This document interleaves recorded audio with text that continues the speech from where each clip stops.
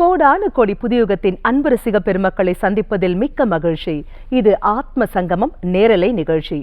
பறவையை கண்டும் விமானம் படைத்தும், பாயும் நீரில் படகினை தந்தும், எதிரொலி கேட்டும் வானொலி படைத்தும், இவ்வளவையும் படைக்க முடிந்த நம்மால் நமக்கான வெற்றியை மட்டும் எட்டி பிடிக்க முடியாதா என்ன? நிச்சயம் முடியும்.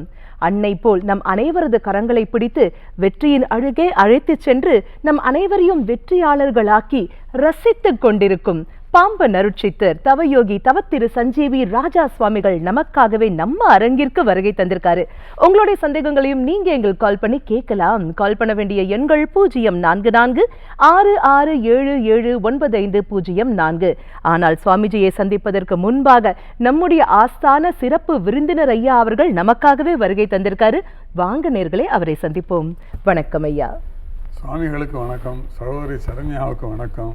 உங்கள் தொடக்கம் ரொம்ப நல்லா இருந்தது. நன்றி ஐயா. எதிரொலி கேட்டோம், வானொலி படைத்தோம், அவனோட தொடர்ச்சி மாதிரி இதெல்லாம் செய்யும்போது ஏன் மற்ற சாத்தியம் இல்லைன்னு கேட்டேன். அதுவும் சுவாமிஜி கூட இருக்கும்போது நல்லாவே வெற்றி நிச்சயம். சுவாமிகளோடு நான் இணைந்து பயணிக்கிறது நான் ரொம்ப பெருமையாகவும் ரொம்ப மகிழ்ச்சியாகவும் அதை நான் நினைக்கிறேன்.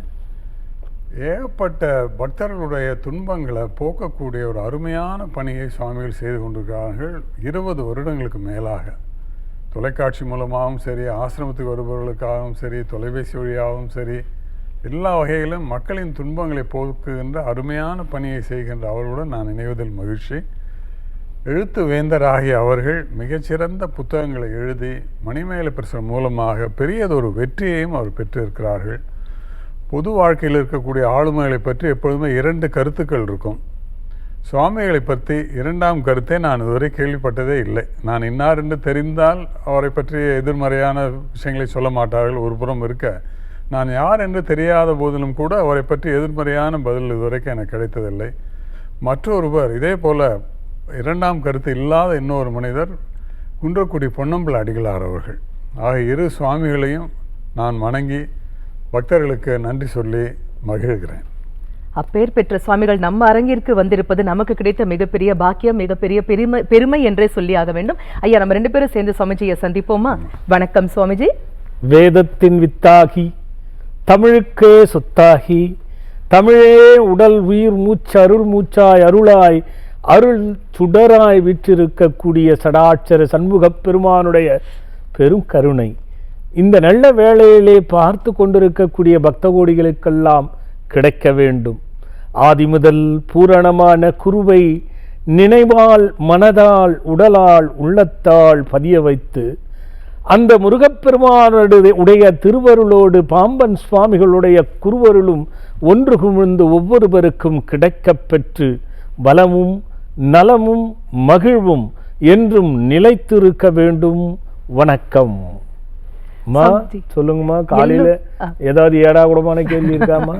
சமிஜி, சென்ற வார கேள்வியோடைய தொடர்ச்சியே இருக்கு சமிஜி. அது மன அழுத்தம் குறித்து ஒரு $1 மில்லியன் கேள்வி காத்துட்டு இருக்கு. அந்த கேள்வி பத்தி போறதுக்கு முன்னாடி ஒரு நேர் ரொம்ப நேரமா இணைப்புல இருக்காங்க. அவங்க கிட்ட பேசிட்டு நம்ம தொடர்ந்து பேசுவோம். சுவாமிஜி வணக்கம். ஆத்ம சங்கமம், யாரு பேசுறீங்க? ஹலோ, வணக்கம் ஐயா, உங்க பெயர் சொல்லுங்க. வெங்கடேஷ், சேலம்.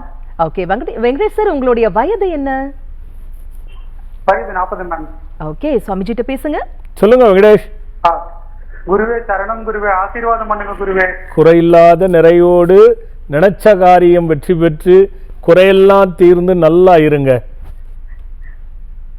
சரிங்க குருவே. குருவே, அக்கா பொண்ணு கொஞ்சம் கால் நடக்க முடியாம இருக்காங்க. சரி. ஆனா கொரோனாவுக்கு அப்புறம் அந்த கொரோனா ஊசி போட்டப்பதான் அந்த மாதிரி ஆச்சு. ஜிஹெச்ல பார்த்து ஓரளவுக்கு பரவாயில்ல, நடக்கிறாங்க. என்னன்னா உட்காந்தா எந்திரிக்க முடியாது. ரெஸ்ட் ரூம் போனா ஒரு ஆள் கைப்பிடிச்சுதான் கூட்டு போகணும். சரி. அந்த இடது கால் மட்டும் பின்னால் அந்த நரம்பு இன்னும் லூஸ் ஆகாம கொஞ்சம் டைட்டா இருக்கு அப்படின்னு சொல்றா. அது ஒண்ணு மட்டும் சரியானா போதும் குரு. ஏன்னா இங்கிலீஷ் மெடிசன்ல சரி பண்ண முடியல, வெறும் வலிக்கு மட்டும் தான் மாத்திரை சாப்பிட்டு இருக்கா. ஏன்னா 20 வயசு ஆகுது அவளுக்கு. பேரு கேசவர்த்தினி. இல்ல அந்த அந்த நரம்பு பிடிச்சிருக்குதுங்கிறது எந்த இடத்துல எங்க சொல்ல வரீங்க? இடது பக்கம் குதிங்கால் கிட்ட குருவே, அந்த பின்பக்கம் ஒரு டான் வரிகம். என்ன அவளா எப்படி சொல்றா நரம்பு இழுத்து பிடிச்சிட்டு? காலு ஊனுனா அது கிரிப் இல்லாம சாஞ்சி சாஞ்சி உழுவு போறா. சரி. அப்ப கேட்கும் போது இந்த இடம் தான் எனக்கு வலி அதிகமா இருக்கு, நிக்க முடியல ஸ்ட்ரென்தா அப்படின்னு சொல்றா. இன்னமும் அவங்க அம்மா தான் அக்கா தான் கை பிடிச்சி கூட்டு போறாங்க வராங்க. இல்ல இது வெரி சிம்பிள், நல்லா சரி பண்ணிடலாம். உடனே கூட்டுவாங்க. எனக்கு சரியா என்னன்னு பட மாட்டேங்குது. என்ன காரணத்தினால அது இருக்குது அப்படின்னு 2-3 விதம் இருக்கு. மாதவிடாய் சரியா வருதா அந்த குழந்தைக்கு? இல்ல கொஞ்சம் லேட்டா தான் போயிட்டு இருக்கு குருவே. ஒரு 10 நாள் 5 நாள். இல்ல அதுக்கும் இதுக்கும் கூட சில நேரங்கள்ல சம்பந்தம் இருக்கு. நீங்க காலு நரம்பு மட்டும் பார்த்துட்டு இருப்பீங்க, அங்க மட்டும் விஷயம் இல்ல. அது நேர்ல பார்த்தா தான் நம்ம ஒரு முடிவுக்கு வர முடியும் என்ன ஏதுங்கிறது. ஆனா கண்டிப்பா சரியாயிடும். வர்றதுக்கு முன்னாடி தசமூலா அரிஷ்டம்னு ஒரு டானிக் இருக்கு. தசமூலா அரிஷ்டம்னு இந்த டானிக் 3 மூடி மருந்து 6 மூடி தண்ணி கலந்து 3 வேளைக்கும் கொடுத்துக்கிட்டு வாங்க. எவ்வளவு சீக்கிரம் எடுத்துட்டு வர கூட்டு வர முடியும் கூட்டுவாங்க. இதுவே 15 டேஸ்ல இருந்து அது கொஞ்சம் நல்ல மாற்றம் தெரியும்.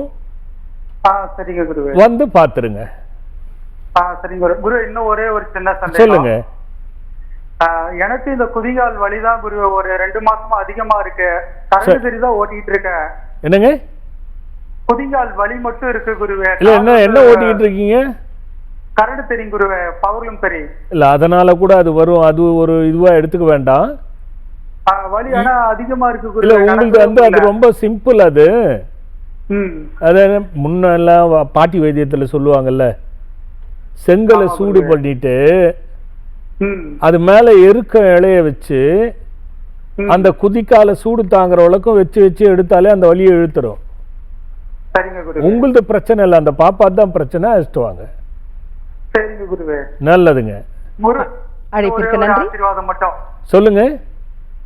தாய் மாமாவுடைய மருமகள் வந்து கர்ப்பமா இருக்காங்க. சரி. இது 9 மாதம் குருவே. சரி. அவங்களுக்கு சுகப்பிரசவம் ஆகணும்னு ஆசீர்வாதம் பண்ணுங்க குருவே. அவங்களுக்கு சபிதான் சொல்லி. உங்கள் நம்பிக்கைப்படி அப்படியே நடக்கட்டும். சரிங்க குருவே. நல்லது. அழைப்பிற்கு நன்றி. வணக்கம் ஆத்மசங்கமம். யாரு பேசுறீங்க? ஹலோ வணக்கம் அம்மா, உங்க பெயர் சொல்லுங்க. பூர்ணி பேசுறேங்க. உங்க வயது? 33. ஓகே, சுவாமிஜிட்ட பேசுங்க. பூர்ணி, என்ன என்ன என்ன பதட்டப்படுறியா, அழுவுறியா? ஏன்? என்ன கஷ்டம்? 33 வயசுல என்னடா கஷ்டம் உனக்கு? என்ன ரொம்ப கஷ்டமா இருக்கு. என்னம்மா? உனக்கு நினைச்சு பயமா இருக்கா? எதனால? சரிடா கண்ணு, எனக்கு இப்ப கல்யாணம் பேசிருக்காங்க சாமி. சரி. தள்ளி தள்ளி போகுதுங்க சாமி. என்ன மாற்றுத்திறனாளிடா கண்ணு? கை கால் சரியா இல்லையா? சரி, அதுக்கேண்டா கண்ணு அழுவுற? அது நான் ஜம்முன்னு பண்ணி வைப்ப, நீ ஏன் கவலைப்படுற? 2 வருஷமாவே நான் அவமானப்பட்டு கஷ்டப்பட்டு மன உளைச்சல் ஆகி. என்னடா என்ன நடந்தது அது மட்டும் சொல்றா கண்ணா? குடும்பத்துல பிரச்சனை சாமி. சண்டையா? என்ன சண்டைடா கண்ணா? வெளியே சொல்ல முடியாது சாமி. ஓ சரி. குடும்பத்துல பிரச்சனை பாவம் சாமி. எங்க அம்மா அப்பா கஷ்டப்பட்டு இருக்காங்க சாமி. என்ன சரி, உன்னால கஷ்டப்படுறாங்கன்னு நினைக்கிறியா நீ? மன உளைச்சல் ஆளாகதாங்க சாமி எல்லாரும். எதனால? கல்யாணம் பேசிருந்தாங்க சாமி. அது வந்து எங்க வீட்டுல யாருக்கும் புரிஞ்சு சாமி. கண்ணா 2 விஷயம் இருக்குடா. உனக்கு இது நடந்திருக்கு, இதனால இந்த பிரச்சனை, இந்த தோஷத்தால இது நடக்குதுன்னு சொல்ல முடியாது. சரியா? நம்ம அதுக்கு போக வேணாம். இது வந்து கர்மால ஏற்படுற ஒண்ணுதான். ஆனா ஒண்ணு மட்டும் ஞாபகம் வச்சுக்கோ, இன்னைக்கு மாற்றுத்திறனாளிகள் ஒரு டீமே இருக்காங்க, இசை வாசிச்சு பாட்டு பாடுற, தெரியுமா? அவங்களே நல்லபடியா இத ஒரு இசையை கத்துக்கிறதுனா சாதாரண விஷயமா? நாம மனசு தாண்டா காரணம் கண்ணா. உடலுக்கு தான் ஊனம், மனசுக்கும் உள்ளத்துக்கும் என்னைக்குமே ஊனம் கிடையாது. இத ஞாபகம் வச்சுக்க. ஒண்ணு, சூழ்நிலை சரியில்லாம இருக்கலாம். நீ சொல்ற காரணங்கள் என்னன்னு எனக்கு புரியுது. புரியுதா? நீ எதுவும் கவலைப்படாத. உனக்கு நல்லபடியா கல்யாணம் நடக்கும், நல்ல வாழ்க்கை அமையும். நீ அதை பத்தி கவலைப்படாத. புரியுதா? ஆமா, அத பாரு. ஓம் இரு, நான் சொல்றதை கேள்றா கண்ணா. ஓம் கிரீம் அஸ்திராய பட்டு ஓம் க்ரீம் அஸ்திராய பட்டு இந்த மந்திரத்தை உன்னால எவ்வளவு முடியுமோ அவ்வளவு சொல்லிட்டு சரியா? அதே மாதிரி நைட்டு தூங்கும் பொழுது ஓம் நம சிவய கிம்மம், ஓம் நம சிவய கிம்மம் இத மனசார சொல்லிக்கிட்டு வா. இது ரெண்டுமே உனக்கு ரெண்டுத்தையும் நடத்தி கொடுக்கும், நீ கவலையே படாதடா கண்ணா. முடிஞ்ச வரை ஒரு 3 மாசம் 4 மாசம் பொறுத்து என்னை வந்து பார்க்க பாடுறா கண்ணு. சரியா? அழைப்பிற்கு நன்றி அம்மா. அதனால்தான் மாற்றுத்திறனாளின்னு சொல்றோம். பல திறமைகள் உங்களுக்குள்ள புதைந்து கிடக்கு. கொஞ்சம் மாத்தி யோசிச்சு பாருங்க. மிக்க நன்றி. வணக்கம் ஆத்ம சங்கமம். யாரு பேசுறீங்க? வணக்கம், இணைப்புல இருக்கீங்க. உங்க பெயர் சொல்லுங்க. ஹலோ வணக்கம் அம்மா, உங்க பெயர் சொல்லுங்க. பவானி. ஓகே பவானிமா, உங்க வயது என்ன? 35. ஓகே, சுவாமிஜிட்ட பேசுங்க. சொல்லுமா பவானி. சுவாமி நல்லா இருக்கீங்களா? நல்லா இருக்கேம்மா. சுவாமி இப்போ 2 क्वेश्चन கேட்கணும். ஒன்னு எனக்காகவும் இன்னொன்னு என்னோட குழந்தைக்காகவும். என்னோட பெரிய பையன் வந்து 10th படிக்கிறான். அவனுக்கு நீங்க ஆசீர்வாதம் பண்ணணும். சரி, கண்டிப்பா நல்லா படிக்கட்டும். கொஞ்சம் சோம்பேறித்தனம் இருக்கு. உனக்கு இருக்கிறது அப்படியே அவருக்கு வருது. நான் சுறுசுறுப்பு சுவாமி. எங்க சுறுசுறுப்பு? போன் பேசும்போதே தெரியுது. சொல்லுடா கண்ணு. அப்புறம் இப்போ லாஸ்ட் வீக் அந்த அம்மா ஒரு கேள்வி கேட்டிருந்தாங்க. எந்த அம்மா? சரண்யா. சரி சரி. நமக்கு மனக்கவலை ஸ்ட்ரெஸ் கேட்டிருந்தாங்க இல்லையா? ஆமா. வேலை செய்யற இடத்துல. ஆமா. இப்ப நான் வேற டீம் மாறலான் இருக்கேன். அது நல்லதா கெட்டதா அப்படின்றது கண்ணா, அது வந்து என்ன கேட்டா அது உனக்கு தான் தெரியும். சரியா? ஏன்னா சூழ்நிலை நான் பாட்டு நீ மாறிடு நல்லா இருக்கும், இல்ல எல்லாம் மாறாத நல்லா இருக்கும்னு சொல்றது சரி இருக்காது. ஏன்னா அது உன் தனிப்பட்ட விஷயம் இல்லை. அது நீ 4 இடத்துக்கு போகணும், நீ மாறுற இடத்துல எப்படி இருக்கும்னாங்கிறது அவங்க யாருன்னு எனக்கு தெரியாது. நான் பொய்யான தகவலை கொடுக்க கூடாது. அதனால ஒன்று மட்டும் புரியுது, உனக்கு லைன் கிடைச்சி உன் மனசுக்குள்ள ஆழ் மனசுக்குள்ள மாறணும் அப்படின்னா மாறிக்கோ. ஆழ் மனசு மாதிரி வாதியார் யாருமே கிடையாது எல்லாத்துக்குமே. பயந்தாலும் அதுதான் பிரச்சனை, தைரியமா இருந்தாலும் அதுதான் நல்லது. சோ உனக்கு தோணும் இது மாறுறது நல்லதுன்னு உறுதியா தோணுச்சுன்னா மாறிக்க. சரியா? சாதாரணமா போனாலே நம்மள தேடி குடைச்சல் வருது சாமி.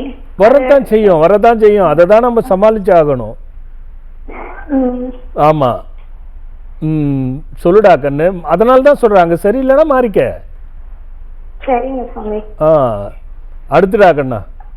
இது 2 தான். அப்புறம் என்னோட குடும்பத்தை ஆசீர்வாதம் பண்ணுங்க சாமி. தீர்க்காயுசா, தீர்க்க சுமங்கலித்துவமா, குறை இல்லாம நல்லா இரு.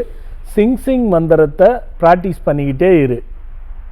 சரிங்க சாமி. நீ இருக்கா தெரியுமா? நான் உங்களை வந்து மீட் பண்ணிட்டேன் சாமி ஆசிரமத்துல. அவ்வளவுதான். அப்புறம் என்ன? ஒரு 2 monthsக்கு முன்னாடி வந்தேன். அது எனக்கு லாஸ்ட் இயராவே ஒரு குடைச்சல் ஒரு நபரால இருந்துட்டே இருக்கு மறைமுகமா. ஆனா எனக்கு ப்ரமோஷனும் இந்த இயர் இருக்குன்னு சொல்லிருக்காங்க. சரி, நான் இப்ப மூவ் ஆகிட்டேன்னா அந்த ப்ரமோஷன் போயிடுமா இல்ல இந்த குடைச்சல்ல இருக்கணுமான்ற ஒரு குழப்பம் தான் தவிர. குடைச்சல் இருக்க கூடாது. நம்ம எங்க போனாலும் ப்ரமோஷன் வாங்கிக்கலாம். குடைச்சல ஜெயிக்கிறது தான் பிரச்சனை. அதனால நீ மாறிக்கிறது பெஸ்ட். அங்க போய் ப்ரமோஷன் வரட்டும், அதுதான் நல்லது. சரியா? அதுக்கு தான் சொன்னேன், நீ ஆழ் மனசுல என்ன முடிவெடுக்கிறியோ அதுதான். இப்போதைக்கு எனக்கு நிம்மதிதான். எந்த இடத்துல போனாலும் பீஸா அமைதியா நம்ம வேலையை பார்த்துட்டு போயிட்டு இருக்கணும். அதை தேர்ந்தெடுக்கிறது தான் புத்திசாலித்தனம். அதுதான் நல்லது. சரிங்க சாமி. நல்லதுடா. வேலை கிடைக்கிறதுக்கு வேற டீம் மூவ் ஆச்சு கிடைக்கணும் இல்ல சாமி? கண்டிப்பா கிடைக்கும். கண்டிப்பா கிடைக்கும். அப்படி இன்னும் உனக்கு ஸ்ட்ராங்கா வேணும்னா நம்ம பால்கோவா காப்பு கட்டுவோம்ல சதுர்த்திக்கு விநாயக பெருமானுக்கு, அதை ஒரு முறை செஞ்சிரு. அவ்வளவுதான். சரிங்க சாமி. நல்லதுமா. அதாவது அலுவலகத்துல வந்து எவ்வளவுதான் நம்ம வந்து முனைப்பாக வேலை செய்தாலும் கூட பிரச்சனைகள் அப்படிங்கிறது நிழல் மாதிரி சுத்திட்டே தான் இருக்கு. இது ஆண்களுக்கும் காமன், பெண்களுக்கும் காமன். பெண்களுக்கு இன்னும் அதிக அளவுல இருக்கு அப்படின்னு சொல்லணும் சுவாமிஜி. இதன் காரணமாக மன அழுத்தம், டிப்ரெஷன் அப்படிங்கிறது உச்சத்துல போகுது இல்லைங்களா? இது எல்லாருமே சந்திக்கிற ஒரு மிகப்பெரிய சவாலான ஒரு பிரச்சனை. இதற்கு என்ன சுவாமிஜி காரணம்? கிரகங்களுக்கும் இதற்கும் ஏதாவது சம்பந்தம் இருக்கா? ஏன் எங்களை சுத்தி சுத்தி அடிக்குது? போன வாரமே நம்ம பேசணும். ஆமாம் சுவாமிஜி. கிரகங்கள் காரணம் பின்னாடி வருவோம். நான் கொஞ்சம் அப்படி சொன்ன 10ஆம் வீடை பற்றி போன வாரம் நம்ம முடித்தோம். அதை பற்றி நான் திருப்பி விரிவுபடுத்துகிறேன். எல்லாம் நம்ம ஒன்று தெரிஞ்சுக்கணும். ஐயா, உங்கள் முதல் கொண்டு சொல்கிறேன்னா நம்ம ஒன்று தெரிஞ்சுக்கணும். உங்கள் மனசில் சங்கடம்னு பட்டு அந்த சங்கடத்தை நீங்கள் பிடிச்சி வச்சுக்கிட்டே எந்த வேலை செஞ்சாலும் அது எதிர்க்க இருக்கிறவங்கள மேலும் சங்கடம் கொடுக்கக்கூடிய அந்த திறனை நாமளே கொடுப்போம். இதுக்கு நிறைய திரேதாயி சக்தின்னே பேர். நாம் நினச்சிக்கிறோம் சின்ன விஷயங்கள். ஒரு உதாரணம் சொல்கிறேன். சொல்லுங்க சார். 10 வருஷத்துக்கு முன்னாடி பார்த்தாலும் இப்போ பார்த்தா நல்லா இருக்கணும் நம்ம நினைப்போம்.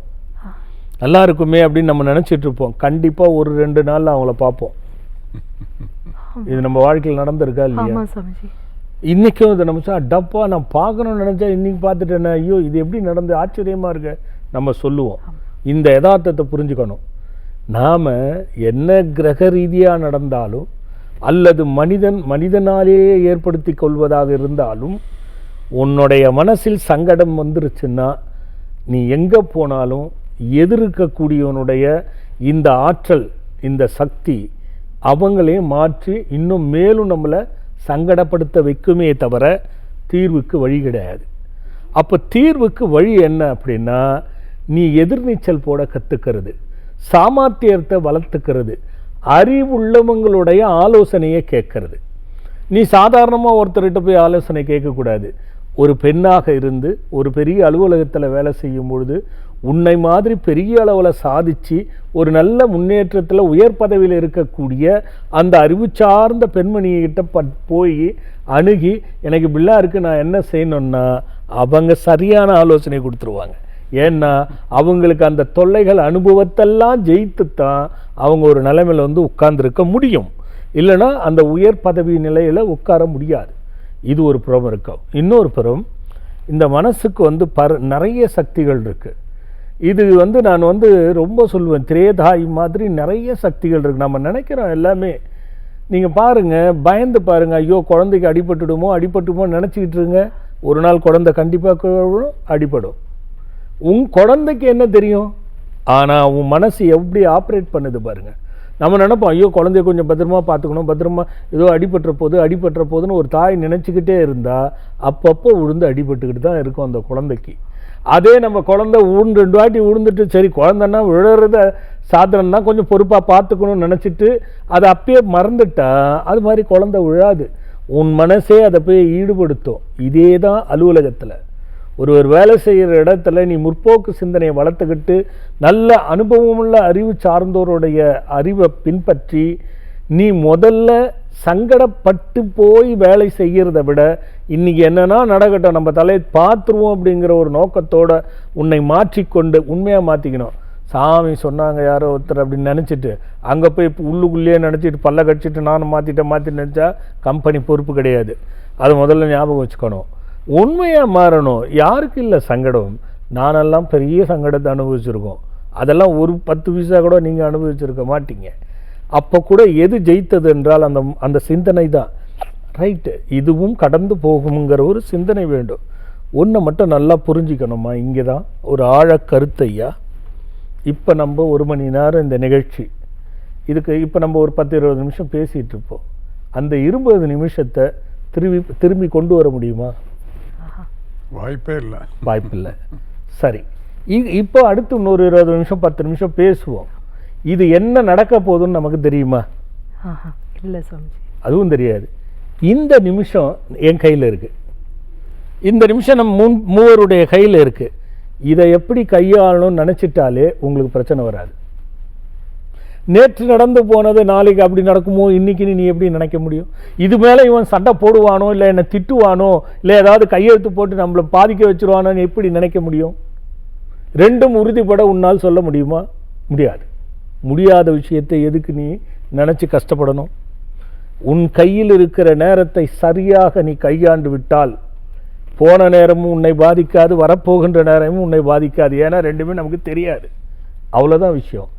இங்கே இதை ப்ராக்டிஸ் பண்ணிக்கோங்க. இதுதான் நிஜமான விமோச்சனம். கிரக ரீதியாக சம்பந்தம் உண்டு. சூரியன் ஒருவருக்கு பலமாக இருந்து பலவீனப்பட்டால் இதுக்கு ஒரு காரணம் இருக்குது. இந்த சூரியன் பலமாக இருந்ததுன்னா, சூரியன் தானே எல்லாத்துக்கும் பலசாலி. அடுத்து சந்திரன். இந்த 2 பேரும் பலமாக இருக்கிறவங்க இந்த சிந்தனையே வராது. எந்த சூழ்நிலையிலும் அவங்க தன்னை அதிலிருந்து தப்பித்து கொள்ளக்கூடிய மார்க்கத்தை தன் அறிவாலே ஜெயிச்சிருவாங்க. இந்த சூரியனும் சந்திரனும் பலவீனப்பட்டிருந்தால் ஜாதகத்தில் 3வது இடம் குரு. உன்னுடைய புத்தியில் கலக்கமும் தடுமாற்றமும், இந்த வார்த்தையை புரிஞ்சுக்கணும். உன்னோட புத்தியில் தடுமாற்றமும் கலக்கமும் இருந்தால் உனக்கு கவலை துரத்தி கொண்டே இருக்கும். உன்னுடைய புத்தியில கலக்கம் இல்லை, தடுமாற்றம் இல்லை என்றால் அதை பற்றி பாதிப்பு உனக்கு வரவே வராது, அறிவு கண் திறந்துவிடும். அப்போ சூரியன் சந்திரன் பலவீனமாகும் போது குருவும் அதுக்குள்ள சம்மந்தப்பட்டுருவார். குரு தான் புத்திக்கு அதிபதி. அப்ப சூரியன் செவ்வாய் தான் எந்த உத்தியோகத்தையும் பெருசா நிர்ணயம் பண்றவங்க.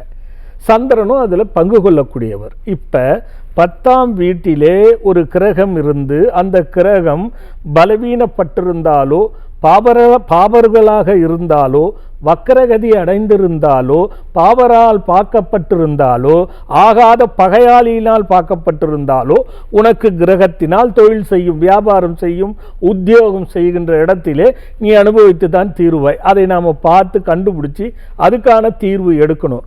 ஆனால் என்னை பொறுத்தவரை அப்படியே இருந்தாலும் கூட உன்னுடைய அறிவு பலத்தால் நீ முயற்சி செய்து வெற்றி பெற்றுவிட்டால் கிரகம் கெட்டிருந்தாலும் அது உன்னை பாதிக்காது என்பதை மட்டும்தான் செய்தி. அதை மட்டும் ஞாபகம் வச்சுக்கணும். நீங்கள் ஒரு கிரகம் பலவீனமாகும். இப்போ 7.5 சனி நடக்கும். 30 வயதுக்கு மேலே 60 வயதுக்கு உட்பட்டவர்களாக எத்தனை லட்சம் கோடி மக்கள் இருக்காங்க. அவ்வளோ பேரும் பாதிச்சாங்களா? கூப்பிட்டு கேட்டு பாருங்கள். 100க்கு 30 விழுக்காடு பாதிச்சிருக்கும்.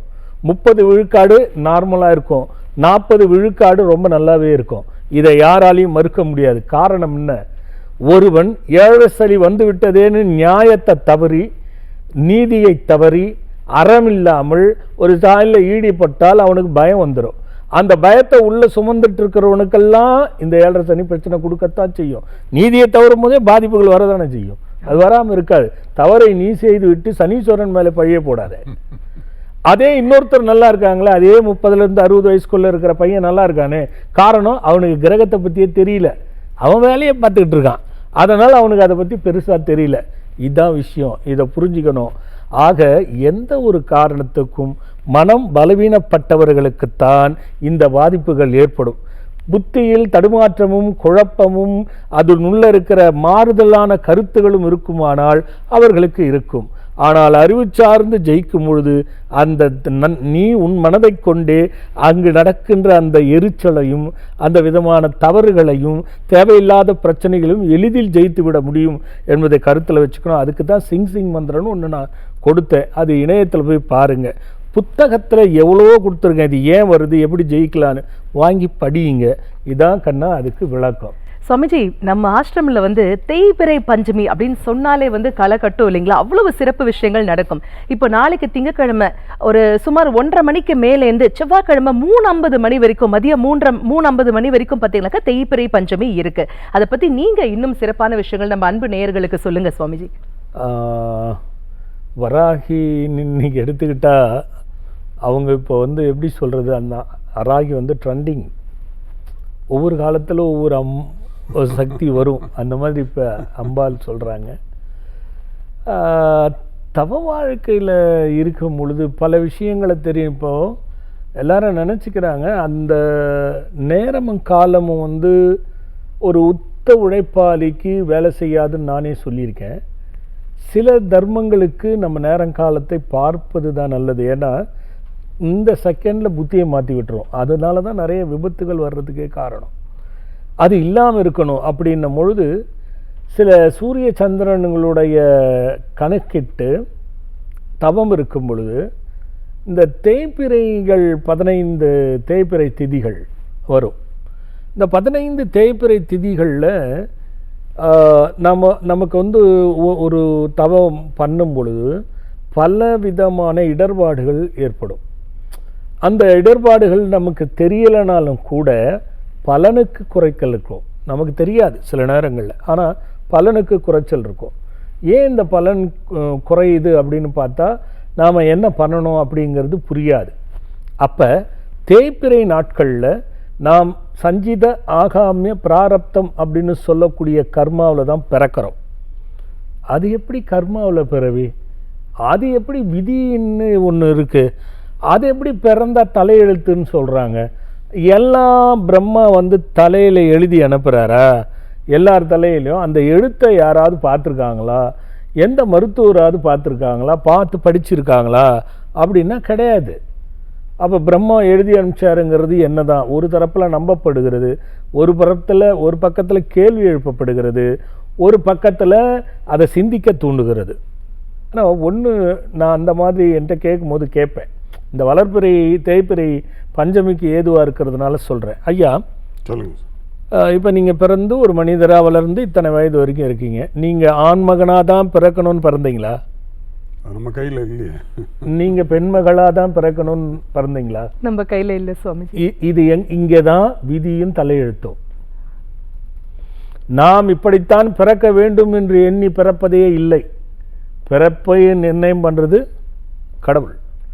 அப்போ அதுக்கு பேர் தான் அந்த விதியும் தலை எழுத்துன்னு அங்கேயே எழுதப்பட்ட ஒரு விஷயம். இதில் ஒரு மனிதன் பிறந்து வளரும் பொழுது நல்லவை கெட்டவைகள் எல்லாம் இரண்டும் சேரும் பொழுது தான் வாழ்க்கைங்கிற ஒரு சொல்லே வந்துச்சு. அது வெறும் நல்லது மட்டும் இருந்துட்டு அது வாழ்க்கை இல்லை, வழுக்கை ஆகிடும். அதில் அது தெரியாது.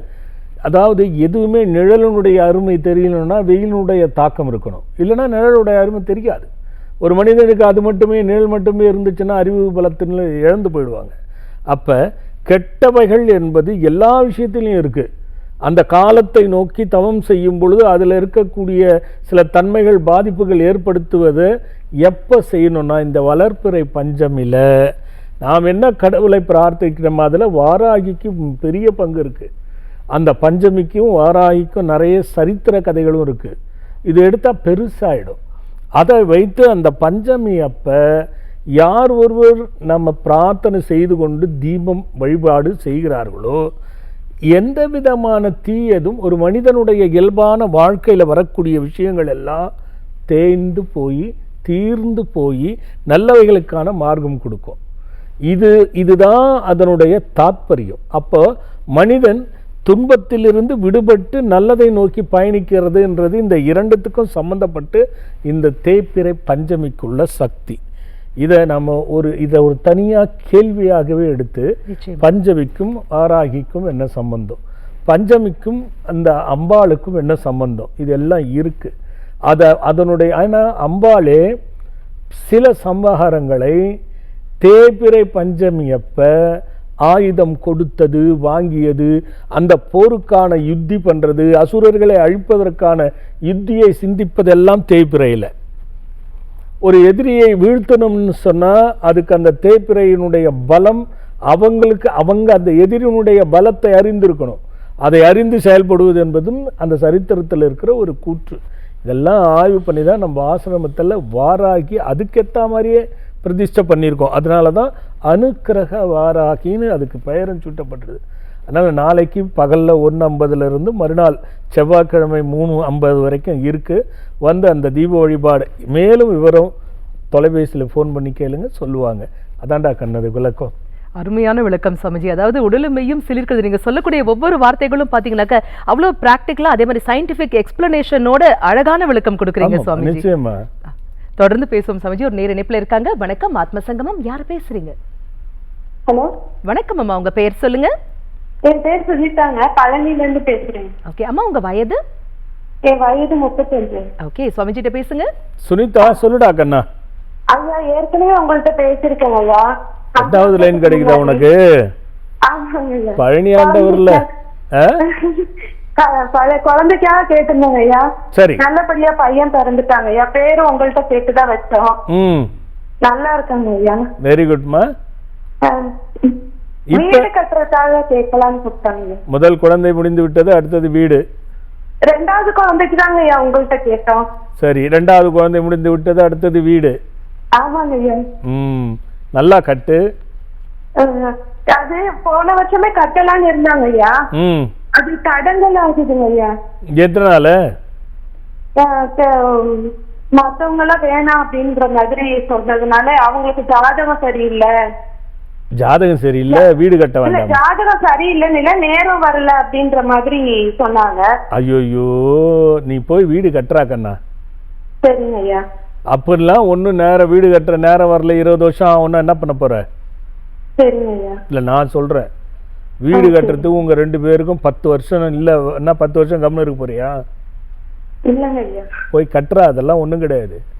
சரிங்க ஐயா. துட்டு வச்சுக்கோ, சரிங்க ஐயா. அதான் முக்கியம். நல்லபடியா முடியணுங்க ஐயா. சூப்பராக முடியும். சரிங்க ஐயா. பயத்தில் இப்போ நான் சொன்ன பார், பயத்திலேயே கட்டினீங்கன்னா கம்பெனி பொறுப்பு இல்லை. சரிங்க ஐயா. நல்லது ராகன். அழைப்பிற்கு நன்றிமா. சுவாமிஜி, பல பேருக்கு துட்டு இருந்தும் கட்ட முடியலையா, அது ஏன் சுவாமிஜி? அதுவும் கிரகம்தாம்மா. அப்பதான் இந்த அம்மா சொன்னது வரும், இப்போ கட்டக்கூடிய பிராப்தம் இல்லைன்றது. அப்படி இல்லைம்மா, காசு வச்சுக்கிட்டு கட்டுறதுன்னா குழப்பமான மனநிலை. கணவன் சொல்லுவார் இந்த இடம் வாங்கலான்னு, மனைவி சொல்லுவாங்க எனக்கு இந்த பக்கம் பிடிக்கலன்னுவாங்க, அங்கே விலை சீப்பாக இருக்குன்னு இவர் சொல்லுவார், இந்த அம்மா அங்கே கோயில் பக்கத்தில் இல்லைன்னுவாங்க. இப்படி இந்த இருக்கிற மனநிலை எப்போ வாங்கி கட்டுவாங்க? அவ்வளோதான்டா கண்ணு.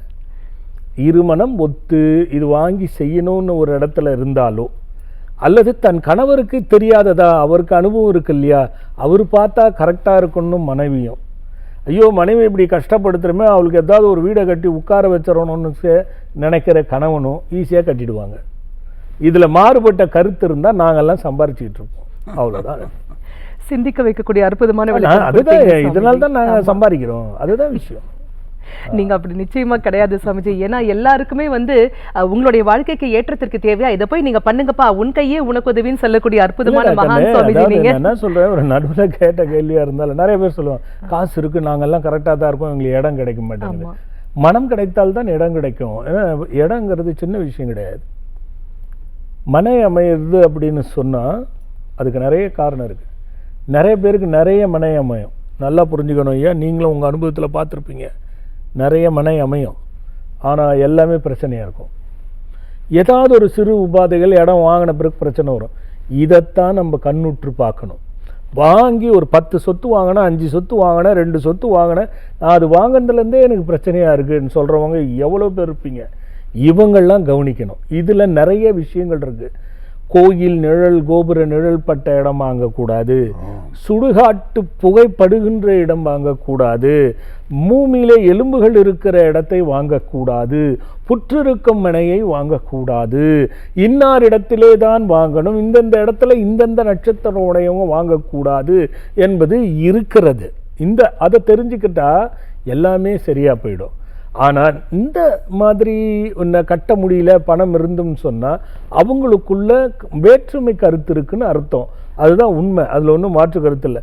வேற்றுமை கருத்தே எனக்கு இல்லை, எங்கள் 2 பேருக்குமே இல்லை, ஆனால் இடம் கிடைக்க மாட்டேன்தா, வாங்க என்னன்னு பார்ப்போம். வணக்கம், ஆத்ம சங்கமம். யாரு பேசுறீங்க? வணக்கம் சுவாமிஜி. வணக்கம் அம்மா, உங்க பேர் சொல்லுங்க. என் பேரு அகிலா மேடம், புதுப்பட்டி முசிறில இருந்து பேசுறேன் மேம். அகிலாமா, உங்க வயது என்ன? 42. ஓகே, சுவாமிஜிட்ட பேசுங்கம்மா. சொல்லுமா அகிலா, சொல்லுமா. சுவாமிஜி வணக்கம். சுவாமிஜி வணக்கம்டா கண்ணா, சொல்லுமா. சுவாமிஜி எனக்கு ஆசீர்வாதம் பண்ணுங்க சுவாமிஜி. தீர்க்காயுசா தீர்க்க சுமங்கலித்துவமா குறையில்லாத நிறையோடு நல்லா இருறா கண்ணா. சுவாமிஜி அக்கா பொண்ணு +2 பரிச்சை எழுதிருக்காங்க, நீட் கிளாஸ் போயிட்டு இருக்காங்க, அவங்களுக்கும் ஆசீர்வாதம் பண்ணுங்க சுவாமிஜி. சிறப்பா வெற்றி பெறட்டும். சுவாமிஜி எனக்கு வயசு 42. நான் கடகராசி பூசை நட்சத்திரம். எனக்கு இன்னும் மேரேஜ் ஆகல. இல்ல அது இனிமே ஆகுறது இல்ல, அந்த மேரேஜ் பண்ணிக்கிற ஐடியாவே எனக்கு இல்ல. ஆனாலும் கொஞ்சம் ஃபியூச்சர்ல எனக்கு கொஞ்சம் நல்லா ஆசீர்வாதம் பண்ணுங்க சுவாமிஜி. இல்லடா கண்ணா, உனக்கு அதுல ஆர்வம் இல்லாதனால 42 வயசு ஆயிடுச்சா? இல்ல கொஞ்சம் ஃபேமிலி சூழ்நிலையே சரியில்லை, ரொம்ப நாளா உங்களுக்கு ட்ரை பண்ற சுவாமிஜி, இன்னைக்கு தான் கிடைச்சிருக்கு. சரி, இல்லடா கண்ணா, இப்போ உனக்கு திருமணம் நடக்கணும்னு நினைக்கிறியா? இல்ல சுவாமிஜி. நினைக்காத அப்புறம் அதுக்கு தீர்வு சொல்லி என்னடா பிரயோஜனம் கண்ணா? நல்ல பிள்ளை, ஏன்டா கண்ணு வேணான்னு சொல்ற? எதனால வேண்டான்னு சொல்ற? கொஞ்சம் ஃபேமிலி சூழ்நிலை சரியில்லாம இருந்துச்சு சுவாமிஜி. அதுல எனக்கு மேரேஜ் லைஃப் இல்லாம இருந்துச்சு. இடையில தம்பி வேற ஆக்சிடென்ட்ல இறந்துட்டா சுவாமிஜி. இப்ப அப்பா அம்மா எல்லாம் நினைப்பாங்க கடைசி காலத்துல அவ என்ன பண்ணுவான்ற ஒரு எண்ணம் இருக்கும்ல. அதுக்கு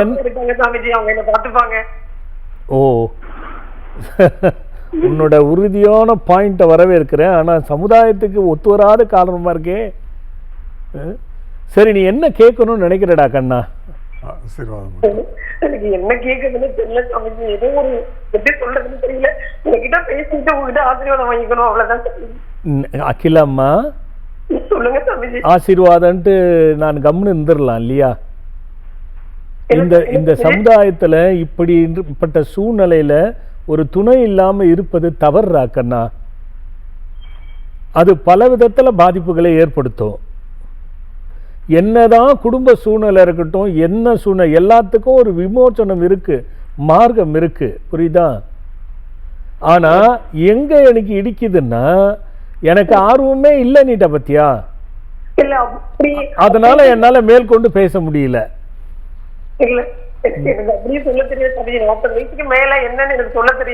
இல்லடா கண்ணா, குடும்ப சூழல் எனக்கு தெரியுது, எடுத்து செய்ய ஆள் இல்லைன்னு தெரியுது, பண கஷ்டம்னு தெரியுது, யாரும் எடுத்து செய்யறதுக்கும் இல்லைங்கிறது புரியுது. 42 வயசுக்கு மேல கல்யாணம் பண்ணி என்ன பண்ண போறன்ற ஒரு கேள்வியும் புரியுது. ஆனா நீ சொல்ல சொல்ல இது தவறுன்னு என் உள்ளத்துல தோன்றதுனால சொன்ன. கண்ணா நீ பக்கத்துல தானே இருக்க, வந்து என்ன பாத்துறா கண்ணா. ஒரு நாள் வாடா கண்ணா, ஒரு நாள் வா, வந்து பார்த்து நம்ம நேர்ல, ஏன்னா நான் எல்லாத்தையும் நேரலை வரிசையில சொல்லிட முடியாது. ஏன்னா உனக்கு தீர்வு கொடுக்கணும்னு மனசுல நினைக்கிறேன், உனக்கு தீர்வு வேணும்னு நான் மனசுக்குள்ள நினைக்கிறேன்டா கண்ணா. அதனால வந்து பாத்துடுறா சாமிஜி. எங்க அக்கா பசங்களுக்கு மட்டும் ஆசீர்வாதம் பண்ணுங்க சாமிஜி. 5 பசங்க இருக்காங்க, 4 பொண்ணு, கடைசியா 10 பையன். சரி. இறந்தப்பறம் என் தம்பி ராசி நட்சத்திரத்துல அக்கா பையன் பிறந்தான் சாமிஜி. சரி. என் தம்பி பிப்ரவரி 28 நைட் இறந்தான். அக்கா பையன் வந்து டிசம்பர் 6 பிறந்தாங்க சாமிஜி. அதே ராசி அதே நட்சத்திரம். அவருக்கு தீர்க்காயுசா இருக்கணும்னு ஆசீர்வாதம் பண்ணுங்க சாமிஜி. ஒன்னும் பிரச்சனை இருக்காது. உன்னோட பக்தி போல, உன்னோட மனம் போல அவர்கள் எல்லாம் நல்லா இருக்கட்டும். ரொம்ப நன்றி சாமிஜி. நல்லதுரா கண்ணா. அழைப்பிற்கு நன்றிமா. வணக்கம் ஆத்மசங்கமம், யார் பேசுறீங்க? வணக்கம், இணைப்புல இருக்கீங்க, உங்க பெயர் சொல்லுங்க, யார் பேசுறீங்க? வணக்கம், இணைப்புல இருக்கீங்க, பெயர் சொல்லுங்க. ஆத்மசங்கமம். ஹலோ, வணக்கம் அம்மா, உங்க பெயர் சொல்லுங்க. வசந்தாமணி என் பேரு. அம்மா உங்க வயது? வயது 49. ஓகே, சுவாமிஜிட்ட பேசுங்கம்மா. சரி. சொல்லுங்கம்மா வசந்தாமணி அம்மா. அம்மா சாமிஜி, எனக்கு கொஞ்சம் உடம்பு சரியில்லை அடிக்கடி, அதனாலதான் அது ரெகுலரா மாத்திரை எடுத்துக்கணுமா வேண்டாமான்னு கேட்கணும். என்ன சரியில்லை உடம்பு? என்ன மாத்திரை? மனநிலை, அதாவது சுகர் மாத்திரை, பிரஷர் மாத்திரை சாப்பிட்டுட்டு இருக்கேன். சரி. அதோட கோவம் அதிகமா வருது, அழுக வருதுன்னு சொல்லி மனநிலை டாக்டர்கிட்ட பார்த்தோம். சரி. அது பார்த்தா அவங்க 6 மாசம் மாத்திரை சாப்பிடணும்னாங்க. 6 மாசம் சாப்பிட்டு முடிச்சுட்டு அப்புறம் இப்ப வந்து அவங்க மாத்திரை நிறுத்திட்டாங்க. நிறுத்துறதுக்கு பிற்பாடு ஒரு மாதிரி மண்டைக்குள்ள ஒரு மாதிரி அகர்ற மாதிரி சத்தம் கேக்குது. நீங்க தானம்மா? உங்களுக்கு தானே? ஆமாங்க சாமி. சரி. மண்டையில அலற மாதிரி சத்தம் கேக்குது, காதுல யாரோ பேசுற மாதிரி. காது வழியா கேக்குதுங்க சாமி. காது வழியா கேக்குது. அதே தூங்கும் போது ஏதோ கருப்பு உருவம் வந்தது போல அமுக்குற மாதிரி இருக்கு. கெட்ட கனவெல்லாம் வருதுங்க சாமி. வீட்டுல எப்ப பார்த்தாலும் சண்டையா, பையன் நானு அவரு 3 பேரெல்லாம் ஒன்னா இருந்தா. நீ இப்படி இருந்தா ஏமா சண்டை வராது? சரிம்மா, இந்த பாருமா, இதுக்கு 2 வழிதான் இருக்கு. சொல்லுங்க சாமி. நானே மருந்து கொடுத்தா கூட உனக்கு காதுல பேசுறது போகாது. நானே வழி சொன்னாலும் உன்னை திருத்த முடியாது. ஏன்னு கேட்டியா? உன் மனசால நீ வெளில வர்றதுதான் வைத்தியமே. 1000 காரணங்கள் இருக்கட்டும், இதுக்கு தூக்கம் இல்லாதது நீ மனசால நினைக்கிறதுனால தூக்கம் இல்லையா, தூக்கம் இல்லாததுனால நீ மனசு குழம்பி போயிருக்கானா அது கேள்விக்குறி. ஆனா இந்த பிரச்சனை எங்கிருந்து வந்தது? சின்ன வயசுல இருந்தே அம்மா பிரிஞ்சு தனியா பாட்டி கூட வளர்ந்தது. புரியுதா? இப்ப புரியுதா? சின்ன வயசுல இருந்தே வந்தது. அது தொடர்ந்து எங்க இருந்து வந்தது? உங்ககிட்ட இருந்து தான் வந்தது. உங்ககிட்ட இருந்து தான் வெளியில போகணும். அதுக்கு இன்னொருத்தர் தான் எடுக்க முடியும்னா எந்த டாக்டரும் உங்களுக்கு சரி பண்ண முடியாது. புரியுதா? இது ஒரு பக்கம் போக, அடுத்து நான் என்ன பண்ணுவேன், உனக்கு ஏதோ பெருசா சூன்யம் வச்சுக்கிறாங்க, உன் தலைமுடி எடுத்துன்னு போய் பொம்மை பிடிச்சி அதுல ஆணி அடிச்சு,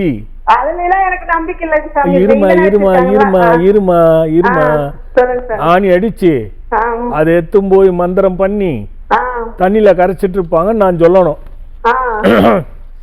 பாரு, எவ்வளவு உறுதியா நீ அதுல நம்பிக்கை இல்லைன்னு சொல்ற. அதே மாதிரி இதே மனசோட அதுவும் வெளில அமிச்சிட்டு ஜெயிக்கலாம்ல. சரி. அது மட்டும் ஏன் பண்ண மாட்டேங்கிற? அது மருந்து சாப்பிடலைன்னா அந்த மாதிரி சத்தம் வருதுங்க சாமி. டாக்டர் அம்மாட்ட கேட்டா அங்க ரத்தம் உடம்புல ரத்தம் இல்ல, அதனால நான் தான் சொல்லிட்டேனே, இத நீங்களா விரட்டுற வரைக்கும் உங்களுக்கு தீர்வு இல்லை. சரிங்க சாமி. ஒரே ஒரு சப்போர்ட் வேணா நான் பண்றேன். சொல்லுங்க சாமி. ஓம் ஆகி ஆகி ஆம் பரம் திரு தரு நமகான்னு சொல்லிக்கிட்டே இரு. சரிங்க சாமி. இந்த மந்திரம் இணையதளத்துல வந்துரும், போட்டு கேட்டுக்கோ. அப்புறம் தியானம் பண்ணனாலும் பண்ண முடியலைங்க சாமி. நீ தியானம் எல்லாம் பண்ணாதமா, நீ தியானம் பண்ணாத. தியானம் பண்ணா இந்த பிரச்சனை அதிகமாயிடும். நீ தியானமே பண்ணாத, தியானத்தால உனக்கு எந்த உதவியும் கிடைக்காது. அப்புறம் தியானமே ராங்கா போய் காதுல பேசுறது நேரா வந்து நின்ன மாதிரி ஆயிடும். வேணாம் வேணாம் வேணாம், இந்த மந்திரத்தை மட்டும் படி, சரியா போயிடும். நம்பி மந்திரத்தை சொல்லி எனக்கு சரியா போயிடும், டிவியில நான் பேசினேன், மந்திரம் கொடுத்தாரு எனக்கு சரியா போயிடும் முதல்ல நினை. போச்சு, அவ்வளவுதான். ஓகே, அழைப்பிற்கு நன்றி. சமஜி, இப்ப இந்த மாதிரியே பலருக்கும் பலதரப்பட்ட பிரச்சனைகள் அவங்களை சுத்திட்டு இருக்கு இல்லைங்களா? இதற்கு காரணமாக நம்ம பாக்குறது அந்த நபர்களா, அல்லது அவர்களை சுற்றி இருக்கக்கூடிய நபர்களா, அல்லது அங்கு சுத்தி கொண்டிருக்கக்கூடிய கிரகங்களா, அல்லது கலகமா? எதுதான் இந்த பிரச்சனைக்கு காரணங்கிறத நாங்க எப்படி சுவாமிஜி தெரிஞ்சுக்கிறது? இந்த அம்மாவுக்கு பிரச்சனை கிரகமா, அவங்களேவா, சுத்தி இருக்கிறவங்களா, சுத்தி இருக்கிறவங்களா, கலகமா, மொத்தமே? இந்த மாதிரி ஆளுக்கு பாசம் அதிகமாக இருக்கும். இந்த பாசத்தை வச்சுட்டு எதற்கு அந்த பாசம் கிடைக்காத பொழுது முதல் பாதிப்பு. சில பேருக்கு குணம் என்ன, நம்ம சொல்கிறபடி நடந்தால் நல்லா இருக்கும், நம்ம சொல்கிறபடி நடக்க மாட்டேன்றாங்க, இது ஆரம்பம். சில பேர் என்னதான் திறனாக கணவன் இருந்தாலும், என்னதான் திறமையாக மனைவி இருந்தாலும், ஆமாம் இவ சொல்லி யார் கேட்கறது ஒரு தரப்பில், இவர் இவ்வளோ பெரிய அனுபவசாலியாச்சே இவருக்கு தெரியாதா அப்படின்னு நினைக்காத மனைவி இருந்தால் இதுக்கு தீர்வு கிடையாது. அப்போ அது அவங்களே. ஒன்று தான் முக்கியமான விஷயம் கேட்ட கேள்வியில், எப்படி நாங்களே தெரிஞ்சுக்கிறது? உனக்கு கோபம் வருது, இந்த கோபத்தை எதிரால அடக்க முடியுமா? நம்ம தான் அடக்க கஷ்டம், முடியாது. கோபம் வருதுடா கண்ணா, நீ பயங்கரமாக கோவப்படுற, எதிரி அடைக்கிட முடியுமா? அடிக்கலாம், கொலை பண்ணலாம், அவ்வளோதான் முடியும். கோபத்தை அடக்க முடியாது. தன்னை தான் காக்க, சினம் காக்க தன்னையே கொல்லும்ண்டாங்க அவை பாட்டியே. ஏய், உன்னை சாவடிது உன் கோபம் தான்டா, வேறு எதுவுமே கிடையாது. உனக்கு ஆள் வெட்டி போடணும்னு அவசியமே கிடையாது. கோபப்படுறவன் அவனே தான் அழிச்சுக்குவான். பார், ஒரு யதார்த்தத்தை சொல்கிறேன் பாருங்க ஐயா, நீங்கள் பாடுறாக்கண்ணா. எனக்கு கோபம் தான், நான் மனுஷனாகவே இருக்க மாட்டேன்னு சொல்லுவாங்க. ஒரு மனிதன் அவனையே மனுஷனாக இருக்க மாட்டேன்னு சொல்லிக்கிறான். கோபம் சொல்ல வைக்குதா இல்லையா? அப்போ எதுவாக இருப்பார்? விலங்கா இருப்பார்? கோபம் வந்தோம், நான் மனுஷனாகவே இருக்க மாட்டேன், எனக்கு கோபம் வந்தா மிருகமாக மாறிட்டியா? அந்த வார்த்தையை அது சொல்ல வச்சிரும். சரி, இன்னொரு தரப்பில் சொல்கிறேன், கோபத்தினுடைய முடிவு என்ன? பல பேருக்கு, சில பேருக்கு வேற, பல பேருக்கு என்ன போகட்டும். இப்போ நல்லா புரிஞ்சுக்கோங்க, கலகத்தால் வருதா, கிரகத்தால் வருதா, மனிதர்களால் வருதா, அல்லது உன்னாலே நீ ஏற்படுத்தி கொள்ளுகிறாயா, இல்லது உடன்பிறப்புகளால் வருதா, உறவுகளால் வருதா, இது என்னதான் அப்படிங்கிறத நான் எப்படி தெரிஞ்சுக்கிறது தான் கேள்வி. ஆமா சுவாமிஜி, இது தெரிஞ்சுக்கொள்வது அப்படிங்கிறதே பாத்தீங்கன்னாக்கா பல $1 மில்லியன் கொஸ்டின், அதற்கான விடைகள் அப்படின்னே சொல்லணும் சுவாமிஜி. நேரமின்மை காரணமாக இந்த எபிசோட்ல நம்மளால பேச முடியல. ஆமா சுவாமிஜி, வட்டம் காத்துட்டுருங்க. இது நீங்க தெரிஞ்சுக்கணும். அதாவது 4 விஷயம் நான் சொல்றேன், புரிஞ்சுக்கணும். கலகத்தால அவங்க கேட்ட கேள்வி, ஒருவருக்கு பிரச்சனை கிரகத்தால் வருதா, அவங்களாலேயே ஏற்படுதா, அல்லது வெளியாட்களால் வருதா, இல்லை சுற்றுச்சூழலால் வருதா, அல்லது உறவுகளால் வருதா, குழந்தைகள் உடன் பிறந்ததால் வருதான்னா கேள்விக்குறி. இதை நீங்கள் தெரிஞ்சுக்கலாம், அடுத்த வாரம் பார்க்கலாம். ஏன்னா இது எடுத்துட்டோம்னா அறகுறையாக முடிக்க முடியாது கண்ணா, நிறைய பெரிய விஷயம் ஐயா. இது அடுத்த வாரம் காத்துட்டுங்க, ஈஸியாக பார்க்கலாம், ஈஸியாக தெரிஞ்சுக்கலாம் எதனால் வந்ததுன்னு. தெரிஞ்சுட்டா அதுலேருந்து நீங்கள் தப்பிச்சுக்கலாம், பிரச்சனையிலேருந்து பாதுகாத்துக்கலாம். இதாண்டா கண்ணா அதுக்கு பதில். அடுத்த வாரம் பேசுவோம் அதை பற்றி. நிச்சயமா சமஜி, we are waiting அப்படின்னு சொல்லி ஆகணும். மனதை பின்தள்ளி பணத்தை பிரதானமாக வைத்திருக்கக்கூடிய இந்த காலகட்டத்தில் பார்த்தீங்கன்னாக்கா எங்க எல்லாருடைய வாழ்வில் சுபிக்ஷம், சிறப்பு, ஆனந்தம், ஆரோக்கியம் அனைத்தும் நிலவ வேண்டும் அப்படிங்கிறதுக்காக எங்களுக்கான பிரத்யேகமாக ரொம்ப எளிமையா நாங்க செய்யக்கூடிய பரிகார முறைகள், ஆனால் அது வலிமையான விஷயங்களை எங்களுக்காகவே ஒவ்வொரு எபிசோட்லயே கொடுக்குறீங்க சுவாமிஜி. சுவாமிஜி, மீண்டும் ஒரு முறை இப்போ திங்கட்கிழமை 1:50 செவ்வாய்க்கிழமை 3:50 வரைக்கும் தேய்பிரை பஞ்சமி இருக்கு இல்லைங்களா, அது குறித்து ஒரு விளக்கம் நம்ம அன்பு நேயர்களுக்கு சொல்லுங்க. நம்ம பேசினது தான், அதில் என்ன சக்தி இருக்குன்னு. பூசணியில் தீபம் போடுறதுங்கிறது வழக்கம். நாம் அதை ஆசிரமத்தில் ஒரு தரப்பில் பூசணியில் தீபம் போடுறது அதெல்லாம் அதெல்லாம் போட்டால் தானே தெரியும், எல்லாம் அனுபவம் வச்சு உணர்ந்த பிறகு தானே தெரியும். உணராமே குற்றாம்போக்கில் சொல்லிடக்கூடாது. வந்து வழிபட்டு பார்க்கணும். இந்த தேய்பிறையில் பூசணியில் தீபம் போட்டு என்ன நடக்குது அப்படிங்கிறத வழிபட்டு பார்க்கணும். வினை தீர்ந்து, கலகம் தீர்ந்து, நம் பிரச்சனைகள் தீர்ந்து, நமக்கு ஏற்படுகின்ற இடர்பாடுகள் தீர்ந்து நிம்மதியை தரக்கூடிய ஒரு அற்புதமான வழிபாடு அது. நாளைக்கு வந்து பங்கு கொள்ளுங்கள். மறுநாளும் நாளைக்கும் இருக்குது. இதனுடைய முழு விவரம் அலைபேசியில், அதுக்கு தான் நான் சொன்ன, தொடர்பு கண்டா அவங்களே சொல்லிடுவாங்க. நிச்சயமா சுவாமிஜி, எங்களுக்கு கிடைத்த மிகப்பெரிய பாக்கியம் என்றே சொல்ல வேண்டும். கோடான கோடி அன்பு நெஞ்சங்கள் அனைவர் சார்பாகவும் சிரம் தாழ்ந்த நன்றிகள் சுவாமிஜி. முடிச்சிட்டாங்களாம்மா? ஆமாம் சுவாமி. ஐயா வட்டம் போட்டாச்சு. வணக்கம். மிக்க நன்றி ஐயா. அன்பு நேயர்களே, உங்களுடைய வாழ்க்கையில் இருக்கக்கூடிய பிரச்சனைகள், உங்க மனதில் இருக்கக்கூடிய கேள்விகளை நீங்க எங்களுக்கு கால் பண்ணி கேட்கலாம். என்னைக்கு அப்படின்னாக்கா ஒவ்வொரு செவ்வாய்க்கிழமை காலை 9 மணி முதல் 10 மணி வரைக்கும் உங்களுக்காகவே லைன்ஸ் ஓப்பனா இருக்கும். நீங்க கால் பண்ண வேண்டிய எண்கள் 9600396444 அல்லது 9600397444. உங்களது பிரச்சனைகளுக்கான தீர்வுகளும் நீங்க செய்ய வேண்டிய பிரத்யேக வழிபாட்டு முறைகளும் உங்களுக்காகவே வழங்கப்படும். நிச்சயமா பயன்படுத்திக்கோங்க. மீண்டும் அடுத்த நிகழ்ச்சியில் சந்திப்போம். அதுவரை புதிய யுகத்துடன் இணைந்திருங்கள், மகிழ்ந்திருங்கள்.